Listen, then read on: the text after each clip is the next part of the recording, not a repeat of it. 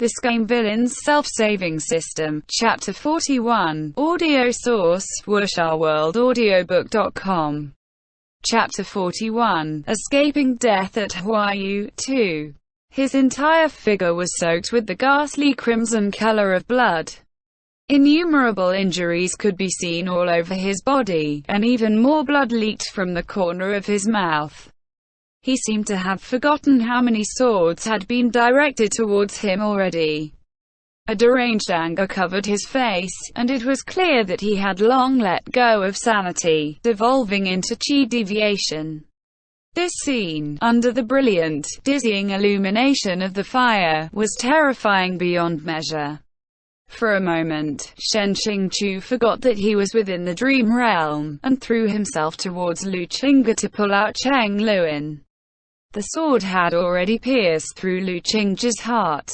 Shen Qingqiu gently nudged it, only to be met with a spray of blood. Seeing this shocking sight, he slightly sobered up, retreating 2 steps back and mping into another person. He jerked around violently. Yue Jingyuan faced him, his head lowered. Although they were facing each other, Yue Jingyuan's eyes were empty of any light. From his neck to his chest, through all 4 limbs and his abdomen, he was punctured with black arrows. 10,000 arrows had pierced through his body. Shen Qingqiu suddenly realized what he was seeing in front of him. These were their original deaths. The deaths that the original Shen Qingqiu had caused with his own hands. Shen Qingqiu could not bear looking at the sight any longer. He would have rather been surrounded by a crowd of the faceless figures outside than to continue looking on at this kind of scene. Please read the novel at BC Novels. He retreated towards the direction where he had first entered. Unexpectedly, he was still able to find the sliding wood door.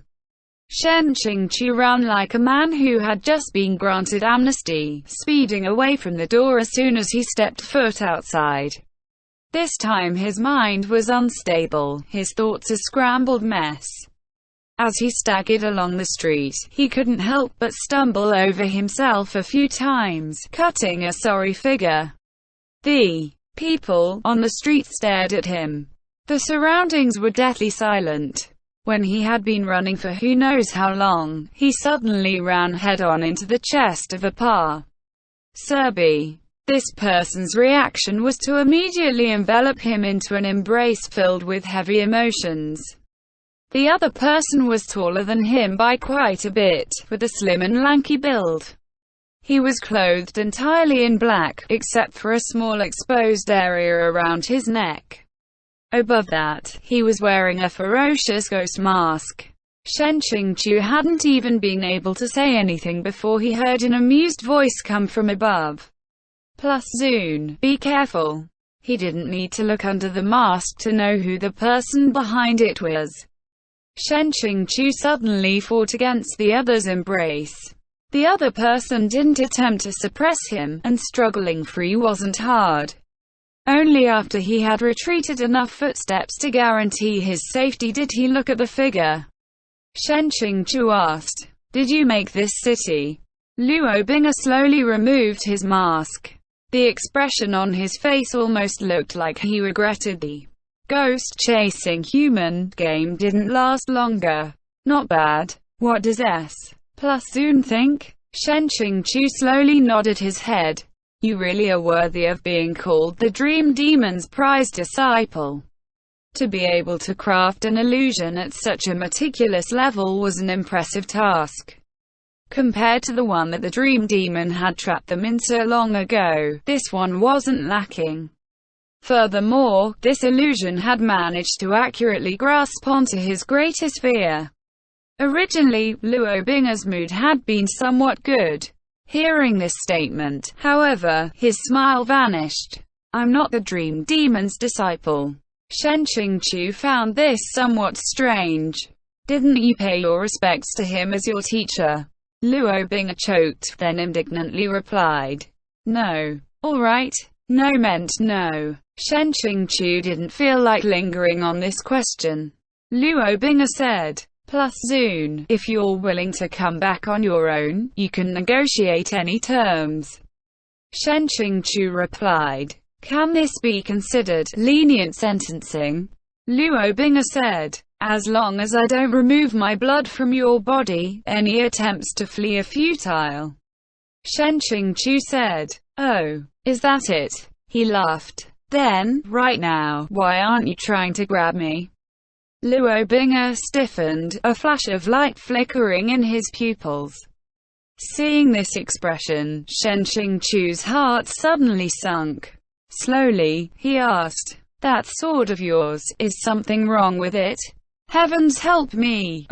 When Luo Bing'e had fallen into the endless abyss, he had found, inside the corpse of an ancient creature, a strange sword that a master devil master forged using his own heart blood. This sword was known as Heart Devil. Hearing this name was enough for one to know that this was a dangerous item, right? That was, of course, a must. The more powerful a spirit weapon was, the more difficult it was to control. From the eons of time between the ancient era and now, the Heart Devil sword had gone through hundreds of owners. All of them were formidable geniuses within their sects, yet, despite this, there wasn't a single one that was able to escape the fate of dying by their own sword. The Heart Devil sword fought against all that wielded it. If one could force the spirit to acknowledge you, it would serve as a formidable weapon. Yet, if there was a day in the future where one was unable to suppress the sword's evil nature, then they were nothing more than a sacrificial sheep being led to the slaughter. The original Luo Bing'e had first suffered the side effects only after entering the demonic secret realm and narrowly escaped being devoured by the sword. In order to resolve this problem, a 500-chapter side plot had occurred, where Luo Bing'e had then collected 8 or 9 more little sisters. But now, the entire plot of the story was in shambles. The plot event of the sword's counterattack was now occurring too far ahead of schedule. The Heart Devil sword's counterattack was not at all easy to deal with. It was no wonder that Luo Bing'e had been unable to chase him. Being so preoccupied with finding the remedy, of course, he could not catch Shen Qingqiu himself. Suddenly, Luo Bing'e grabbed one of his shoulders, forcefully pulling at his robe. Oh, why was he back? Luo Bing'e's expression looked as dark as the burnt base of a pot. Slowly, one word at a time, he spat out. Even if I can't personally come right now, plus Zun shouldn't celebrate too much. Still, don't rip my clothes. Shen Qingqiu grabbed at the ribbon cloth, angrily shouting. What are you doing? Is this the only way you know how to humiliate someone? Luo Bing'e replied. It was clearly plus Zun that first humiliated me. System, coolness plus 50. This could also add points. It was too abnormal. Why did he feel like this was too abnormal? Luo Bing'e's hand exerted force, instantly plus ng the white fabric into small pieces that disappeared with the wind. He moved forward, his expression not quite hateful yet, and pressed towards Shen Qingqiu's direction. Seeing Luo Bing'e's eyes, Shen Qingqiu felt at once a violent dread form inside him. Although he had never known that Luo Bing'e possessed a tendency to rip up clothes, he wasn't about to sit around and wait for death. He aimed a dozen attacks towards Luo Bing'e, then quickly tried to make his escape. Luo Bing'e was clearly capable of garnering the upper hand, and yet preferred to play cat and mouse, patiently playing around with him. Shen Qingqiu's speed was extremely fast, but in Luo Bing'e's eyes, he was always a beat slower than him. Whenever Shen Qingqiu attempted to strike him, he was able to step aside calmly, then symbolically return an attack.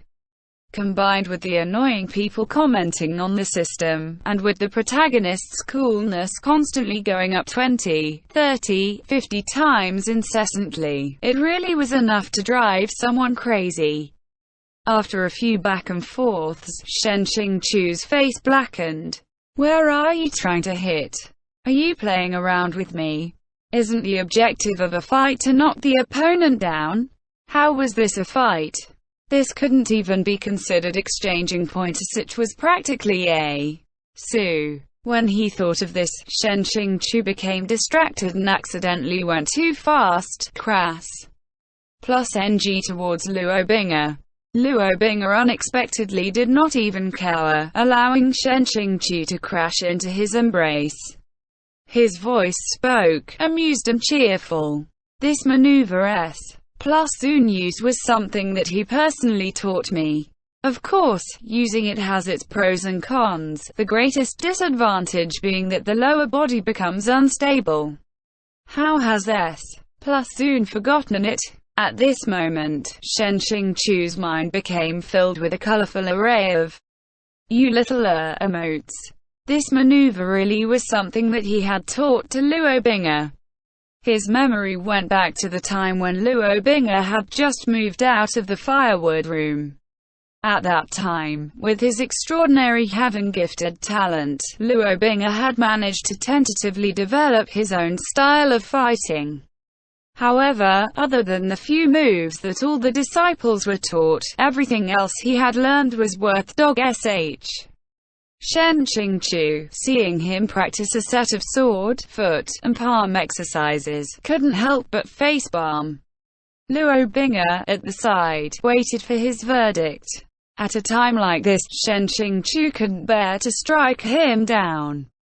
After a while, he finally squeezed out a line. It's very flexible. In order to correct Luo Bing'er's painful-to-look-at form, Xiāng Tóngxiù painstakingly went to great lengths to give him daily personal training. However, for whatever reason, this smart and perceptive child performed extremely poorly.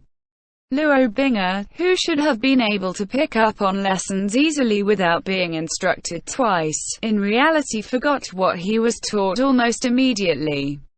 He would frequently use too much force, crass, plus NG into Xiāng Tóngxiù's arms for who knows how many times, until eventually Xiāng Tóngxiù reached his breaking point.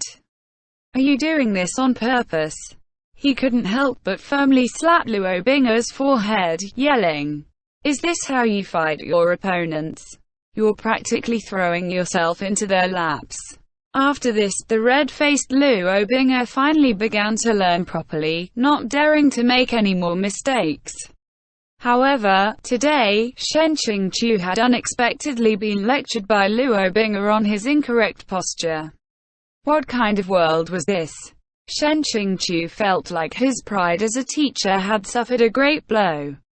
While he was distracted, Luo Bing'er's hands began to trail down his back, causing a line of goosebumps to form on Xiāng Tóngxiù's skin. Xiāng Tóngxiù gritted his teeth. Luo Bing'er. System, coolness plus 100. Congratulations. Congratulations Maya. Luo Bing'er tore off another fragment of the white robe, remarking, "When I see S plus soon wear this robe, my heart becomes 10 times unhappier. It's better to take it all off." Was he implying that he wouldn't be happy until Xiāng Tóngxiù was naked? Xiāng Tóngxiù said, "If you hate me, don't take it out on the robe. It belongs to Gongyi Xiao." Luo Bing'er's expression deepened. "Plus soon is the one who hates me. You even rejected a robe because I wore it. Why? Why were two grown men debating a robe in the midst of a faceless audience? Luo Bing'er, were you really the type to have such delicate feelings? I even brushed it clean and folded it for you. What else do you want? Did you really expect me to hand wash it and then personally return it to you?" Xiāng Tóngxiù's expression changed erratically. Seeing this, Luo Bing'er inquired, "Plus Zun, what are you thinking?" Coldly, he added, "If it's Gongyi Xiao, I advise S plus Zun to stop thinking about him." Xiāng Tóngxiù's heart became filled with an ominous premonition. Heavily, he asked, "What is it about Gongyi Xiao? According to the original plotline, Gong Yixiu's banishment into the prospectless border as a patrol guard followed after Luo Bing'er and the young palace mistress tumbled together in bed. But now that the plot had devolved into a mess that not even airplanes shooting towards the sky could recognize it, anything could happen. But before Luo Bing'er could answer, the faceless people around Shen Qingqiu suddenly began to move. Before, they had either stared blankly like mentally handicapped people or busied themselves with whatever they were doing. Now, however, they began to condense towards Shen Qingqiu, forcing him into the middle. Unable to force them apart, he sent a look at Luo Bing'er. Luo Bing'er's eyebrows were tightly knitted together, with one hand was pressed against his forehead. WuxaWorldAudio.com. He seemed to be preoccupied with something, as if he was resisting some kind of force invading his head. Shen Qingqiu was suddenly brought back to his senses. This reaction must have been caused by the Heart Devil Sword counterattacking and invading Luo Bing'er's mind. Unable to produce enough energy to maintain the illusion, the dreamscape was starting to collapse. If he didn't leave now, then when? Since Luo Bing'er was currently unable to distract or hinder him, then, according to his experience, he should be able to destroy this weakening dreamscape as long as he could overcome his heart's greatest fear. Shen Qingqiu, having decided to leave, left. Luo Bing'er's splitting headache prevented him from moving. He could only helplessly yell, "If you dare to take even one more step, see what happens." Shen Qingqiu immediately walked 10 or so steps. Afterwards, he turned around, asking, "What?" Seeing this, Luo Bing'er was angered to the point of spitting up blood. Word by word, he spat out, "Wait and see." Shen Qingqiu didn't turn around. Coldly and loftily, he replied, "Goodbye. Do you think if you tell me to wait I'll wait? I'm not an idiot." Shen Qingqiu looked around at one of the nearby shops. Kicking the door open, he entered the store. No matter what was waiting for him inside, Shen Qingqiu had resolved to confront it with absolute calmness. At the very least, his chances were higher here than facing off against Luo Bing'er. As soon as the door closed, the clamorous sounds from outside were cut as if by a sharp knife, enveloping the room in a deathly stillness. Shen Qingqiu held his breath, silently waiting. After a while, as if someone had lit a candle, the surroundings gradually lit up. Shen Qingqiu lowered his head, just in time to lock eyes with a foreign, yet familiar face. A thin boy knelt in front of him. He was clothed in a koa-e-cloth garment. In his kneeling position, he gave off the impression of a crestfallen figure. Behind him, his hands were tightly tied together with rope. Although his face was deathly pale, however, his two pupils were filled with life. Shen Qingqiu was unable to tear his eyes off of him. This scene was absolutely not in his memory. However, this face really did resemble him. Only the polish of time and cultivation were missing, and there was a youth to the boy's face that was no longer present now. This was Shen Qingqiu, and yet it wasn't Shen Qingqiu. What must be made certain was these was Shen Ju. Shen Qingqiu suddenly sat up from the floorboards. After waking up, he looked around, realizing that he was lying inside an abandoned building.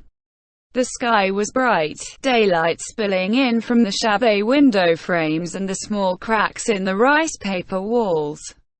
The memories came flooding back. Yesterday, during the festival, he had randomly wandered around until he found an abandoned building. His original plan had only been to rest for a while.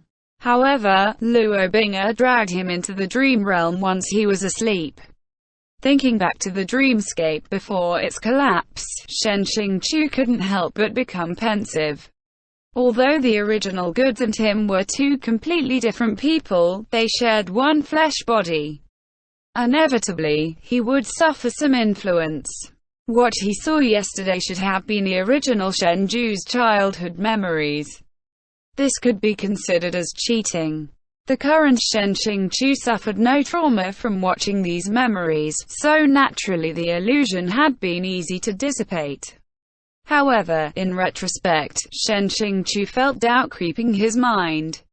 In the dream, Shen Ju had been tied up. He had originally thought that this time period was when Shen Ju was still in the hands of the slave traffickers. Yet the room had a soft carpet, all sorts of valuables, and calligraphy scrolls and paintings hanging from the walls. This NBLE room, instead of a trafficker's hideout, was more like a rich man's study. It seemed like in the Chu family, Shen Ju had not received the love and affection that Chu Haitang claimed he had. Rika's note.